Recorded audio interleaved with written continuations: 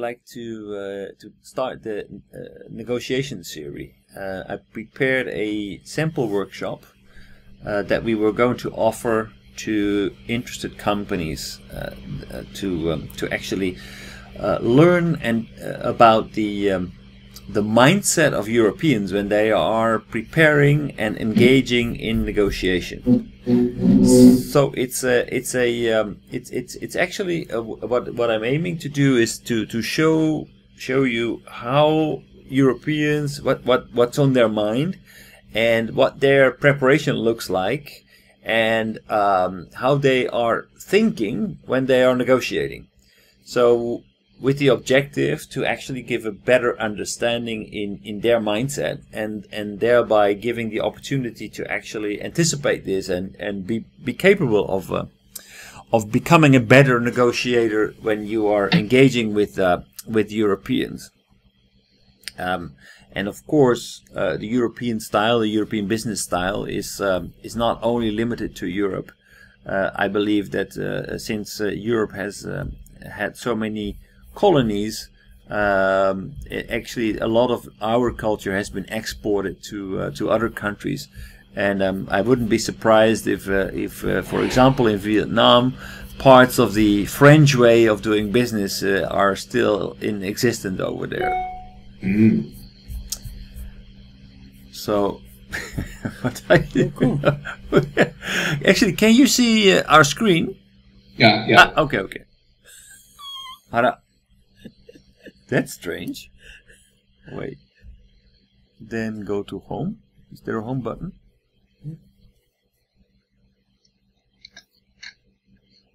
No home button. No home button? Yeah.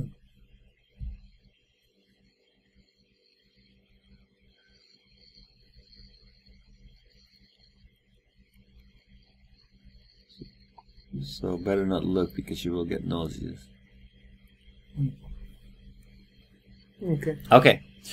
Okay, all right. So how to negotiate like a European? That's the topic of the workshop. This is normally a 1 to 2 day workshop, but we're trying to condense it a little bit. So first, a little bit of an introduction of a context. So first of all, I think I mentioned this before, but I read this book from Thomas Friedman, and for me it was very influential. This book appeared in 2005, and actually for me it was the start to consider opening up my own business in Japan. I did that 2 years later, but this book was part of the reason why I did it.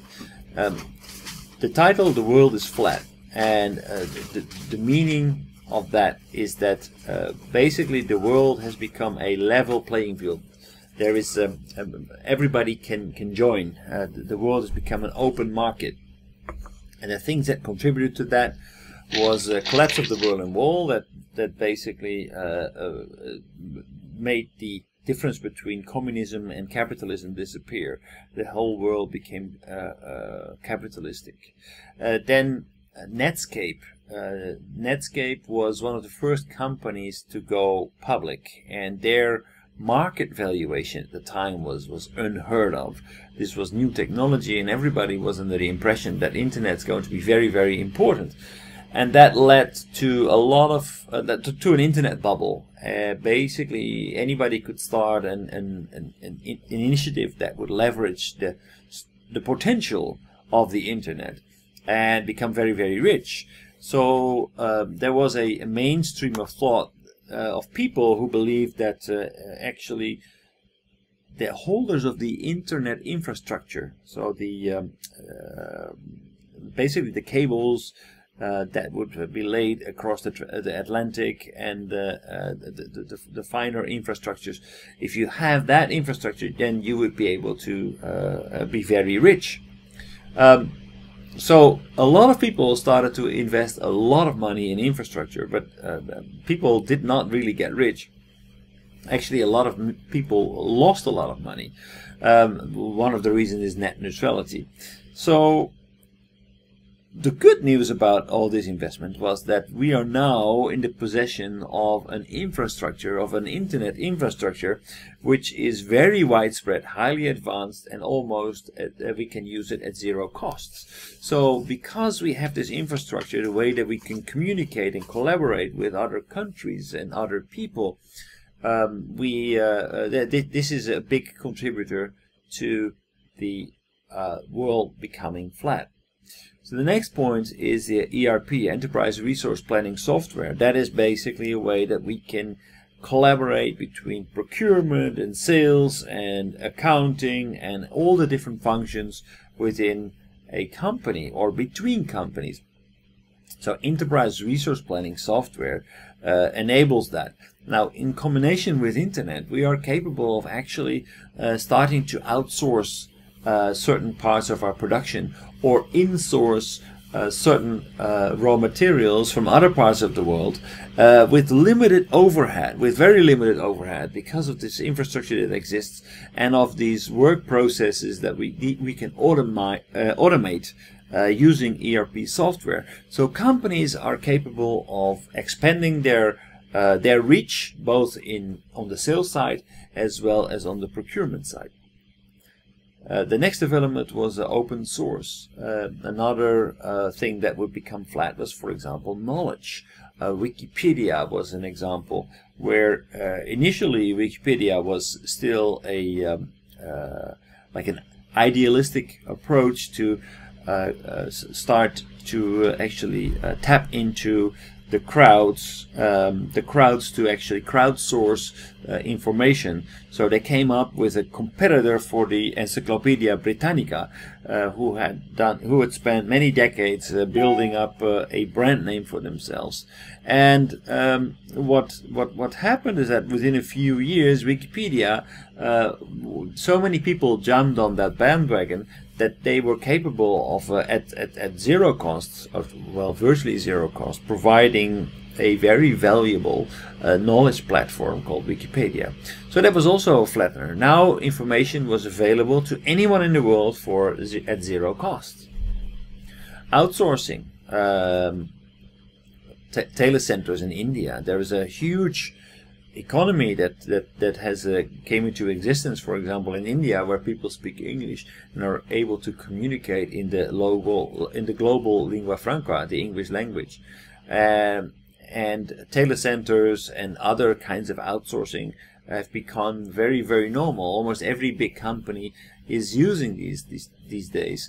So outsourcing has become very, very simple. And basically what this means is that especially the blue collar workers, or the more the lower ranked service providing people, they are now capable to compete from anywhere in the world.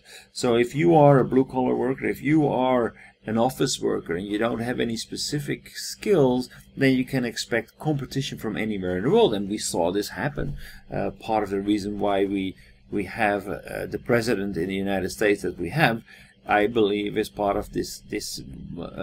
Part of it is the reason that a lot of people feel that they have become powerless because of big corporations who used to hire Americans are now hiring Indians to do the same work at a fraction of the price. Insourcing is another example, where UPS initially collected the broken laptops of Toshiba. So Toshiba, whenever there was a laptop with a problem, then UPS would pick them up, bring them to Toshiba. Toshiba would repair it, and UPS would bring it back. But actually, then they were started to think and say, hey, but instead of bringing back these laptops to Toshiba, why don't we ask UPS to actually fix the laptop itself? Because hardware was becoming cheaper and cheaper, it would become more effective, cost effective to simply replace major parts in a laptop than actually try to fix every single component. So fixing a laptop, fixing a Toshiba laptop would simply mean, okay, in that case, don't try to fix it into detail, but just replace the motherboard or something like that. and that would usually fix the problem. So Toshiba started to outsource their or insource basically their customer service by working together with UPS, and UPS became part of their core activities. Offshoring, one of them, of course, China entered into the World Trade Organization, and offshoring, I mean, we can see so many companies who went into China, causing a period, a long-lasting period of economic growth. China managed to grow 10% or more every year for a period of how many years? 15, 20 years already? Now that's slowing down, but still, this is a process that has been going on. Offshoring is making a plant kind of solution. Yes. A kind of business process outsourcing, basically bringing your entire production or part of your production, just starting a factory in China where you do the same thing you do at home at a fraction of the costs. Supply chaining, Walmart's supply chain integration, where basically they can source from anywhere in the world. So information anywhere and is free available. Google, etc., helped us to access that information. And another driver is free VoIP communications, voice over IP. With Skype was a driver in that area. So all these things, they were actually making the world go flat. The world become a level playing field, and I believe this to be true. However, I moved to Japan, and I quickly discovered that the world is not as flat as Thomas Friedman wrote in his book, because besides all the technology, besides all the improvements in logistics, besides all of the improvements in telecommunication, everything is moving towards free. Everything becomes accessible, but at the same time, we are still people, and people have different cultural backgrounds, different usages, different languages. So even though the world of technology, even though the business world seems to be flat, there are actually very important barriers that we still are challenged with today. So the world is flat, well, only to a certain extent.